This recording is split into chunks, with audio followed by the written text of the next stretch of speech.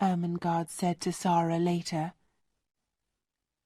And you always look like a princess in your beautiful dresses. Sara was a princess to another girl, too. This was Becky. She was a servant in Miss Minchin's school, and she was only 14 years old, but she worked all day and sometimes half the night. She carried things upstairs and downstairs. She cleaned the floors, she made the fires, and she was always tired and hungry and dirty. She and Sara had very different lives. But one day, Sara came into her bedroom, and there was Becky, sleeping in a chair. "Oh, you poor thing," Sara said. Then Becky opened her eyes and saw Sara. She got up at once. "Oh, miss," she said, "I'm very sorry, miss. I just sat down for a minute and—" "Don't be afraid," said Sara. She gave Becky a friendly smile. "You were tired, that's all." Are you going to tell Miss Minchin?" asked Becky. She began to move to the door. "Of course not," said Sara. "Please don't run away. Sit down again for a minute. You look so tired." "Oh, miss, I can't," Becky said. "You're very kind, miss, but Miss Minchin—" "Please," said Sara. She took Becky's hand. "You're only a little girl, like me. Let's be friends." And so Becky sat down again, and soon she and Sara were friends. Nobody knew about this, of course. Rich little girls at Miss Minchin's school did not make friends with servant girls, and it was a wonderful thing for Becky. Nearly every day, she and Sara met in Sara's bedroom, just for 5 or 10 minutes. Becky was always hungry, and Sara often bought nice things for her to eat. They sat and talked, and sometimes Sara told Becky some of her stories. Becky loved that. "Oh, miss," she said, "you tell them so beautifully. Sometimes I like your stories better than things to eat."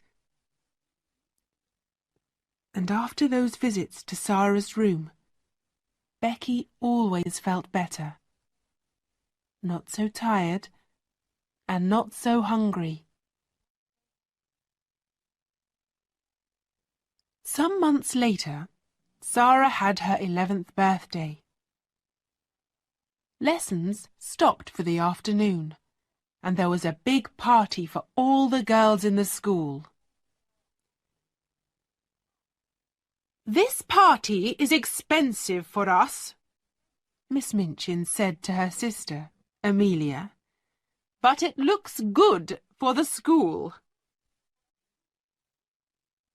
That afternoon, there was a visitor to the school, Miss Minchin's lawyer. He went with Miss Minchin into her office, and they closed the door. In the schoolroom next door, there was a lot of noise from Sarah's party. Everybody in there was very happy. But in the office, Miss Minchin was not happy. She looked at the lawyer angrily. "What are you saying? Mr. Crewe has no money? What about the diamond mines?" "There are no diamond mines," said the lawyer. "Well, there are mines, but there are no diamonds in them." "But Mr. Crewe's good friend," began Miss Minchin. "Mr. Crewe's good friend," said the lawyer, "ran away with all Mr. Crewe's money. Ralph Crewe was ill with a fever, and when he heard about this, he got worse.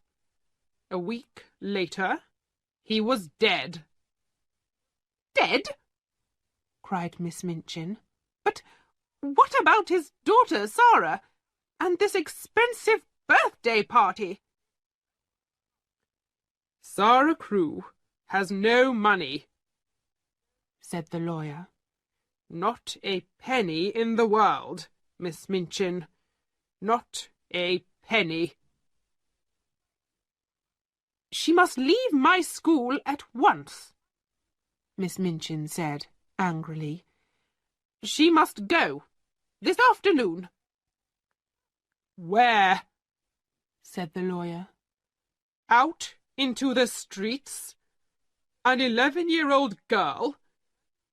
That's not going to look very good for your school, Miss Minchin." Miss Minchin's face went red. "You can't put her out in the streets," said the lawyer. He stood up. "But perhaps she can work for you." The lawyer left, and Miss Minchin called her sister Amelia. "Bring Sarah Crewe here at once," she said. 2 minutes later, Sarah, in her beautiful blue party dress, stood in front of Miss Minchin. "Have you a black dress, Sarah?" Miss Minchin said coldly. "Yes, Miss Minchin," said Sarah, "but it's very small." "Go and put it on at once," said Miss Minchin. "Your father is dead. There were no diamond mines, and your father's friend ran away with all his money. You have nothing. Not a penny. But I am going to be very kind to you. You can stay in my house, but now you must be a servant and work for your bread.